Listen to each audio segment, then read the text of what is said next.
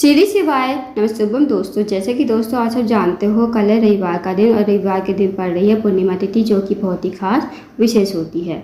बस दोस्तों आपको 5 बेलपत्र और 1 कमलकट्टे से अचूक उपाय करना है। दोस्तों यदि आपकी कोई मनोकामना है धन को लेकर, व्यापार को लेकर, नौकरी को लेकर, तो आप इस उपाय को अवश्य कीजिए। साथ ही अगर आपके जीवन में धन की बहुत ज़्यादा समस्या चल रही है तो भी आप इस उपाय को करके देखिए। गुजी कथा को सुनकर उपाय को अच्छे से समझाने का प्रयास करेंगे। तो आइए दोस्तों जानते हैं उपाय कैसे करना है। दोस्तों पहला जो उपाय है वो है मनोकामना पूर्ति के लिए और साथ ही साथ धन की वृद्धि के लिए, धन की प्राप्ति के लिए। आपको क्या करना है, आपको 1 लोटा जल लेना है तांबे के पात्र में। साथ ही आपको लेनी है 5 बेलपत्र जो कहीं से भी कटी फटी खंडित ना हो। उसके बाद आपको लेना है 1 कमलकट्टा। कमलकट्टे को आपको लोटे के जल में डाल देना है और 5 बेलपत्र जो आपने ली है वो भी आपको लोटे के जल में डाल देनी है। अब इस उपाय को दोस्तों आपको शाम के समय यानी कि प्रदोष काल के समय करना है। अब लोटे के जल को आपको लेकर चले जाना है शिव जी के मंदिर में। शिव जी के मंदिर में जाकर आपको उत्तर की तरफ मुड़कर खड़ा होना है और लोटे का जल आपको चंद्रेश्वर महादेव का नाम लेते हुए शिवलिंग के ऊपर आपको समर्पित कर देना है। दोस्तों आपको नाम ध्यान रखना है, चंद्रेश्वर महादेव का नाम लेते हुए आपको शिवलिंग के ऊपर पूरा का पूरा जल समर्पित कर देना है। उसके बाद आपको चंद्रेश्वर महादेव से ही विनती करनी है कि हे चंद्रेश्वर महादेव, मेरी ये मनोकामना है, काफ़ी दिनों से अधूरी पड़ी है, आप मेरी मनोकामना को पूर्ण करें। साथ ही मेरे जीवन में धन की वृद्धि नहीं है, धन की प्राप्ति नहीं है, माता लक्ष्मी वहाँ घर वास नहीं है, माता लक्ष्मी हमसे रूठी हुई है। आप कुछ ऐसी कृपा करें कि हमारे जीवन में धन की वृद्धि हो, धन की प्राप्ति हो और माता लक्ष्मी हमारे घर में वास करे। तो आपको ऐसी प्रार्थना विनती करनी है दोस्तों, फिर आपको अपने घर पर आ जाना है। दोस्तों इस उपाय को अवश्य कीजिएगा। इस उपाय को पूर्णिमा तिथि के दिन ही किया जाता है और किसी दिन इस उपाय को नहीं किया जाता। अब जानते हैं दोस्तों अगले उपाय के बारे में। दोस्तों अगला जो उपाय है वो भी मनोकामना पूर्ति के लिए है। यदि आप पहला वाला उपाय नहीं कर सकते हैं तो दूसरा वाला उपाय अवश्य कीजिए। आपको क्या करना है, आपको 1 चावल का दाना लेना है। चावल का दाना जो आप लोगे ना खंडित नहीं होना चाहिए, इस बात का ध्यान रखना। साथ ही दोस्तों आपको लेना है 1 बेलपत्र। बेलपत्र भी खंडित नहीं होना चाहिए। उसके बाद आपको चले जाना है शिव जी के मंदिर में और साथ ही आपको 1 लोटा जल भी लेना है। अब दोस्तों आपको चले जाना शिव जी के मंदिर में। इस उपाय को आपको शाम के समय यानी कि प्रदोष काल के समय ही करना है। शिव जी के मंदिर में जाकर सबसे पहले आपके पास जो चावल का दाना है ना, वो चावल का दाना आपको शिवलिंग के ऊपर चंद्रमौली महादेव का नाम लेते हुए आपको समर्पित कर देना है। अब जो आपके पास बेलपत्र है, बेलपत्र को आप अपने सीधे हाथ की हथेली पर रखोगे, भगवान से प्रार्थना करोगे कि हे महादेव, मेरी ये मनोकामना है, काफ़ी देर से अधूरी पड़ी है, आप मेरी मनोकामना को पूर्ण करें। फिर आपको चंद्रमौली महादेव का नाम लेते हुए ही बेलपत्र को शिवलिंग के ऊपर समर्पित कर देना है। और जो बेलपत्र की डंडी का मुख होगा ना दोस्तों, वो आपको अपनी तरफ करना है। तो इस तरह आपको बेलपत्र को समर्पित करना है।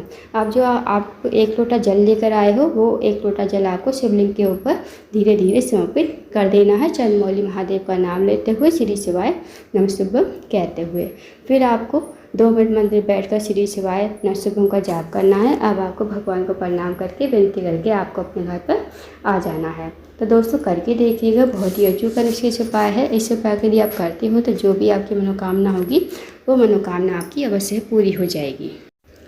अब जानते हैं दोस्तों अगले उपाय के बारे में। दोस्तों अगला जो उपाय है, अगर आपके घर में कोई व्यक्ति काफ़ी दिनों से बीमार पड़ा है, उसकी जो बीमारी है दूर होने का नाम नहीं ले रही है, तो आप इस उपाय को अवश्य कीजिए।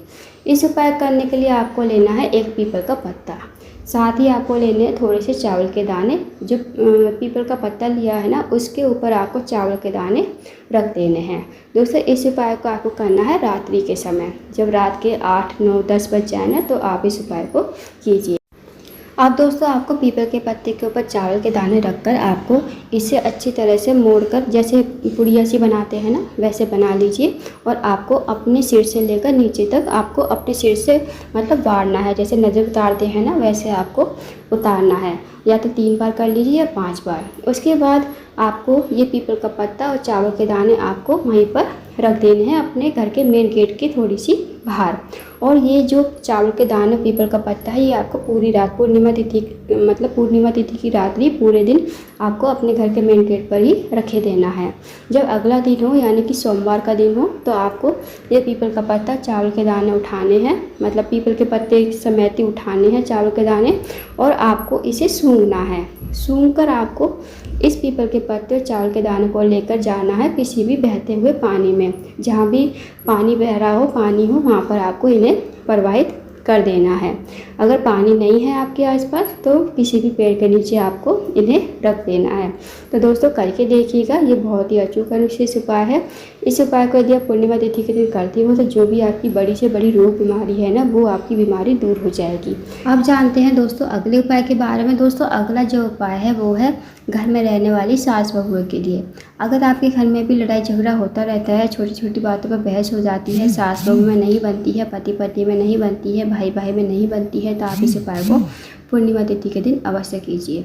आपको क्या करना है, आपको पूर्णिमा तिथि के दिन दूध से बनी कोई सामग्री बनानी है। जैसे दूध से खीर बनती है, दूध से कोई भी आपको सामग्री बनानी है मीठी, जैसे खीर बना लीजिए पूर्णिमा तिथि के दिन। जब भी पूर्णिमा तिथि आए ना, हर पूर्णिमा तिथि को आप अपने घर में खीर बनाइए, लड्डू गोपाल का भोग लगाइए और आपको अपने पूरे फैमिली मेम्बर में इसे खिलाइए। इस उपाय को करने से जो भी आपके घर में लड़ाई झगड़े होते रहते हैं ना, वो धीरे धीरे दूर हो जाएंगे और आपके घर में सुख शांति समृद्धि बनी रहेगी। तो आपको हर पूर्णिमा तिथि के दिन आपको अपने घर में खीर अवश्य ही बनानी है। दोस्तों पूज्य गुरुजी पद्दी मिश्रा जी ने विशेष उपाय बताया था सास बहू की लड़ाई के लिए। इस उपाय को करने से आपके घर में जो भी लड़ाई झगड़ा होता है ना, वो नहीं होगा। अब जानते हैं दोस्तों अगले उपाय के बारे में। दोस्तों अगला जो उपाय है, अगर आपके घर में किसी फैमिली मेम्बर को दमे जैसी बीमारी है या सांस लेने में कठिनाई होती है, तो आप इस उपाय को पूर्णिमा तिथि के दिन अवश्य कीजिए। आपको क्या करना है, आपको सबसे पहले अपने घर में खीर बनानी है। खीर बनाने के बाद आपको लेने हैं 5 पीपल के पत्ते। 5 पीपल के पत्ते पर आपको थोड़ी थोड़ी खीर रख देनी है और आपको इन पीपल के पत्तों को आपको चंद्रमा की रोशनी में रख देने हैं। जब रात्रि के 12 बज जाए ना, तो आपको आपके घर में जो भी व्यक्ति बीमार है उसे आपको थोड़ी थोड़ी खीर इन 5 पत्तों पर खिला देनी है।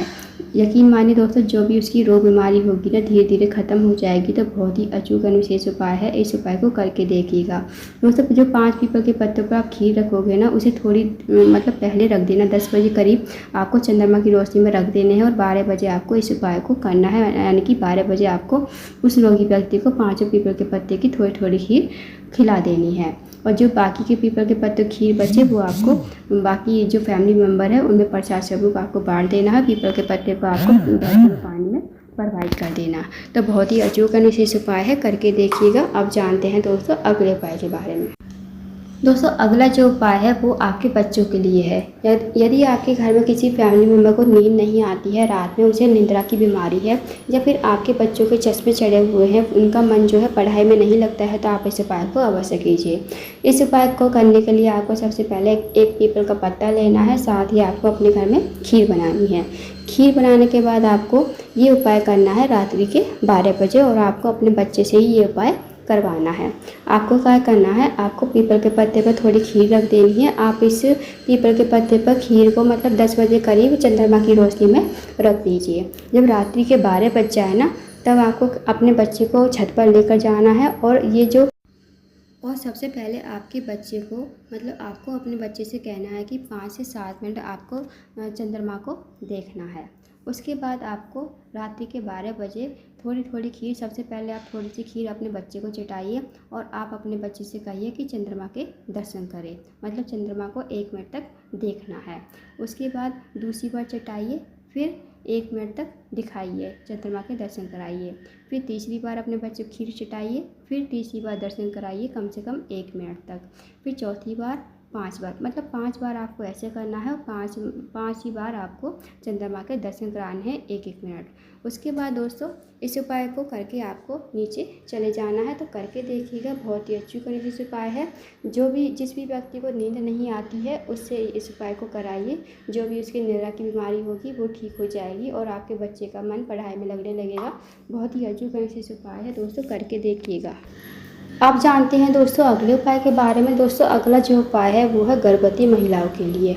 अगर आपको डॉक्टर ने कह दिया है कि आपका बच्चा बहुत ज़्यादा कमज़ोर है, विकलांग है, या कुछ भी डॉक्टर कह देते हैं ना, तो आप ये वाला उपाय पूर्णिमा तिथि के दिन अवश्य कीजिए। तो आपको क्या करना है, आपको चंद्रमा की रोशनी में चले जाना है रात्रि के समय। रात्रि के 10-11 बजे तक चले जाइए और आपको चंद्रमा की जो किरणें होती है ना, रोशनी होती है, वो आपकी नाभि पर पढ़नी चाहिए। कम से कम 5 से 7 मिनट तक आपको चंद्रमा की रोशनी में खड़े रहना है। अपनी नाभि पर चंद्रमा की रोशनी की किरणें पड़वानी है। इस उपाय को करने से दोस्तों आपका बच्चा श्रेष्ठ होगा, विद्वान होगा, चतुर होगा। जो भी डॉक्टर ने कह दिया है ना वो भी फेल हो जाएगा। तो करके देखिएगा, बहुत ही अचूक विशेष उपाय है। ये वाला उपाय पूर्णिमा तिथि के दिन ही किया जाता है और किसी दिन इस उपाय को नहीं किया जाता। तो दोस्तों ये थे कुछ विशेष उपाय जो आपको रविवार की पूर्णिमा तिथि के दिन करने हैं। इन उपाय को अवश्य कीजिए। अगर आपको जानकारी पसंद आई हो, वीडियो को लाइक करें, शेयर करें, चैनल को जरूर सब्सक्राइब करें। कमेंट बॉक्स में श्री शिवाय नमः शुभम हर महादेव जरूर लिखें।